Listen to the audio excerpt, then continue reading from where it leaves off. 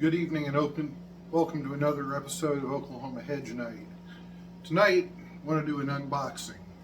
Recently, Craig Nadler of Nadler Metal Creations has offered a very good deal on a pair of gauntlets.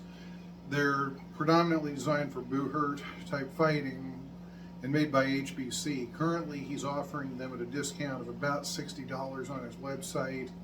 And if you're military, first responder, any of these other communities, you get another 10% off, which brings the price down quite a bit.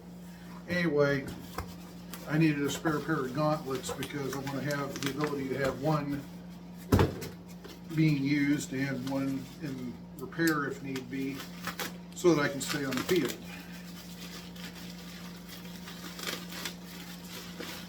These are designed to be a kind of a 14th century analog. They're a mitten gauntlet, of course, but they're designed to look more like a 14th century finger gauntlet. Now, I've been a big proponent for a while of saying that while finger gauntlets are historical, they're not necessarily the greatest things on earth in terms of protection. You can get by with them a lot in harness fecting, but they're not necessarily a good match for Buhurt or even Buhurt duels, where the hands are often just getting wailed on, even if they're not necessarily a scoring target in any kind of fight.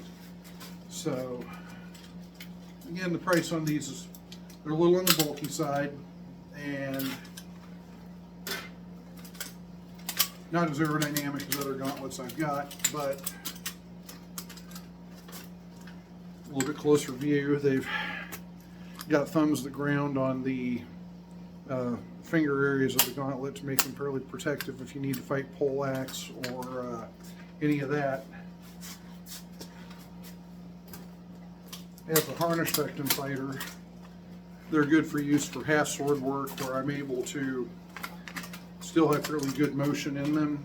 They're a little heavier than my other gauntlets, but again, they're at the price I got them at. They're very reasonably priced, and they're a good gauntlet.